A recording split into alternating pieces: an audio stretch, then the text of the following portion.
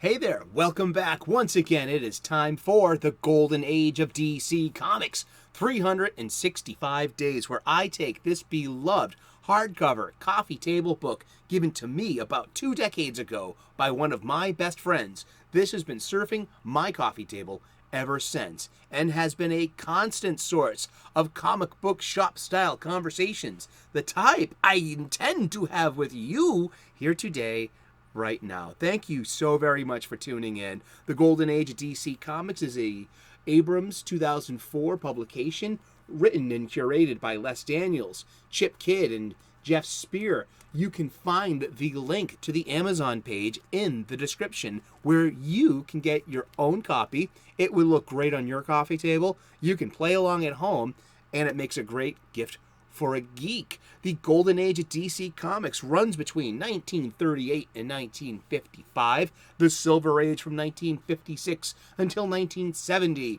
the Bronze Age, I'm a Bronze Age baby myself, 1970 to 1985, and the Copper Age begins in 1985. I get these standards from the glossary of the most recent Overstreet Price Guide. I think this is a fair and good standard to have when talking about the ages of comic books. Also around this time too, I usually put in something called the escapism caveat. It's about the constant needs of activism and an agenda and advocacy in our escapism and how to balance the two. Can the two coexist?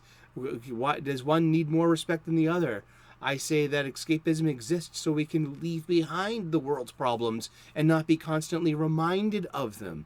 So, I put that at the end of the show now. I wanted to give it its own video, its own space to air it out. So tune into that. Let me know what you think about that. Leave a comment in the comment section. Your voice matters, and I love these conversations that we have.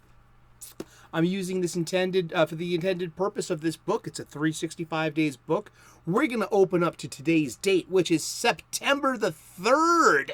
We are going to look at some comic book art from an Antediluvian age. We're going to read the blurb, and then we're going to talk about comic books. And we're going to talk about comic books every day for the rest of the year. So yeah, let's get to it. I hope you're having a great day. I hope you are clobbering your problems and not being clobbered by them. Seriously, take a stand. Stand up to the bullies of the external world and your internal self-talk as well.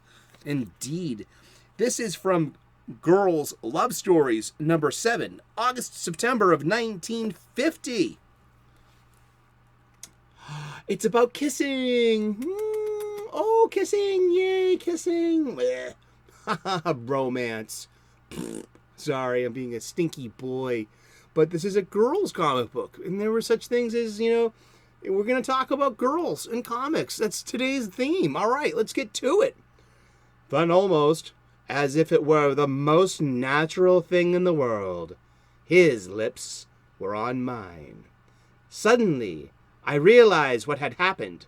I couldn't entirely blame Jean. My inviting lips had urged him on. Oh my goodness. In the age of consent and not using words and doing body language, how Antediluvian. That means before the Noah flood. So there was before the Noah flood, there was a world, and after the Noah flood, there was a different world with a new covenant with God too. Blah, blah, woof, woof. It's a theology. That's my other subject. I do that on other videos. Thank you very much. Attempting to convey the idea of passion in the repressed era of the 1950s, artists were sometimes driven to employ bizarre imagery. The picture of a man confronting a gigantic mouth is even odder than it appears. But since it's the woman who is narrating the story, and this is her hallucinatory vision of her own inviting lips. Yeah, I'm getting Georgia O'Keeffe vibes from this thing, aren't you? You know what that means. Well, specifically, if you want to talk terminology, what is the female opposite of phallic? what's the female equivalent of it, rather? It's yonic, Y-O-N-I-C, from yoni, as in the, I think it's the Sanskrit word for the female genitalia. I've also heard it called onyxial, O-N-Y-X-I, onyxial. And that's like the feminine equivalent to phallic. So, and that's like, so apparently in every Georgia O'Keeffe art piece, with the exception of one or two of them, you can most definitely see yonic or onyxial imagery in every single one of them. Yeah, and she was most definitely a lady in art in the golden age, around the golden age of America in this 1938 to 1955 realm, huh? But let's talk about other comics, and specifically newspaper comics. Remember, newspaper comics were the big leagues, and comic books were often seen as second tier compared to the big league, which was a daily strip and a Sunday funny. And in 1924, Little Orphan Annie premiered. Yeah, and it ran from 1924 until June 13th of 2010. And it was about the titular character, Little Orphan Annie. We all know that. She gets adopted by Daddy Warbucks, her and her dog, and Sandy, they foil lots of World War II Nazis and stuff. I mean, she was out there, like, during World War II, but 1924, I mean, this predates the golden age of DC Comics by 14 years, and these comic strips were huge. And so Little Orphan Annie was a hero to boys and girls, and its character was a girl. You can't deny that. I mean, seriously. Then comes something called Little Abner. Because Little Abner is one of my mom's favorite strips. I grew up hearing all about, Little Abner and Daisy May, and I don't remember consciously reading Little Abner, but my mom loved Little Abner, and she loved Daisy May as a character, and Daisy May was Little Abner's love interest. Daisy May Yoakum, Scragg, beautiful Daisy May, was hopelessly in love with Dogpatch's most prominent resident throughout the entire 43-year run of Al Cap's comic strip. Little Abner ran from 1934 until 1977. Probably why I don't remember seeing the daily strip, because that's when I kind of started. I would have been 4 years old, going on 5. And yeah, I wasn't too young to read the newspaper. Maybe not. I read the newspaper pretty darn young. But my mom, I remember my mom saying, oh, these kids don't even know who Daisy May is. And I'm like, yeah, Ma, I barely know who Daisy May is. And so Daisy May was always, a strong and a female character. She was stunning. She was brave. She was strong. And she did a lot of the work while Abner would be lazy, and she was pretty much amazing, perhaps the true hero, behind Little Abner, and Little Abner could not be who he was without Daisy May in his life. There's another one called Nancy. I remember Nancy. Nancy was a long running. I think Nancy's still going on. That's ongoing. Wow.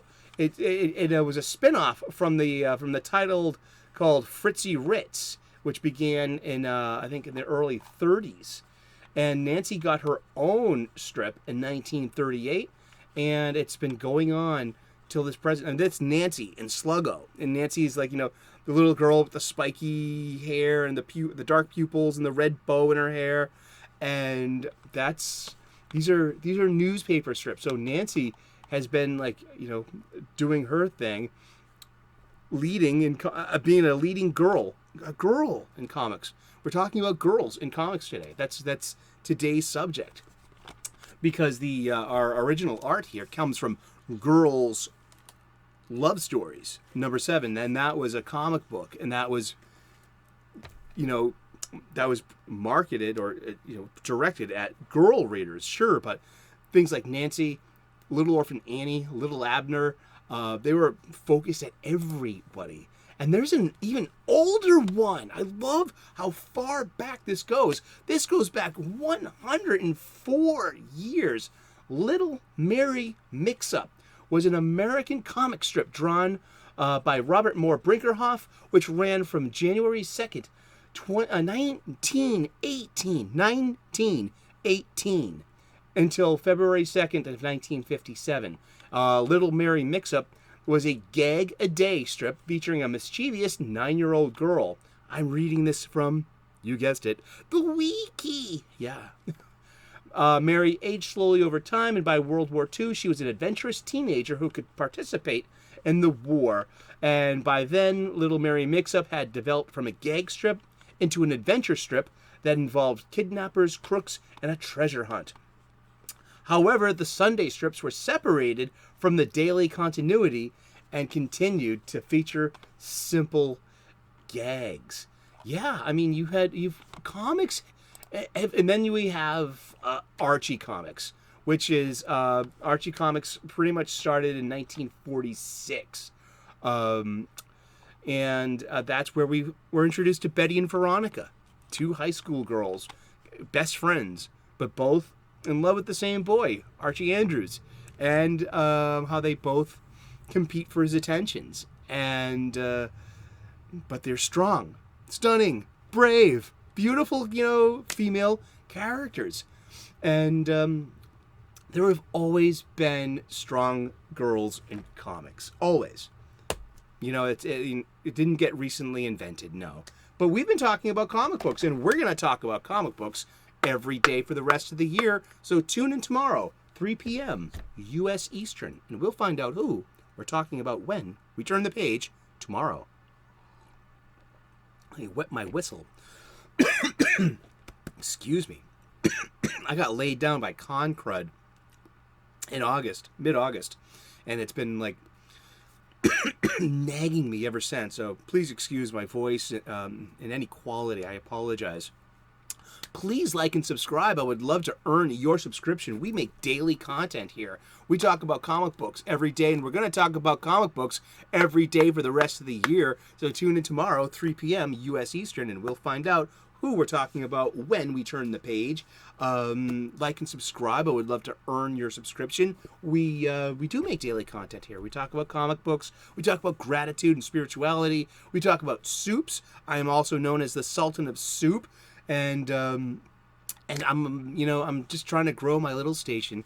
And thank you so much for being part of it and being part of this conversation. Leave a comment, smash that like button. You're a very important part of this experience. I make this show for myself because I like talking about comic books, and I make it for you too. So if you love comic books as much as I do, you're with the right people. You're in the right place at the right time, and hopefully we're generating energy and where we're sharing out with the world. And that's a wonderful thing. This is why I love being a YouTube creator.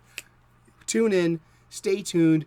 Thank you. God bless. Namaste. Good luck. And we will see you again tomorrow in the funny pages. Cheers. Bye-bye.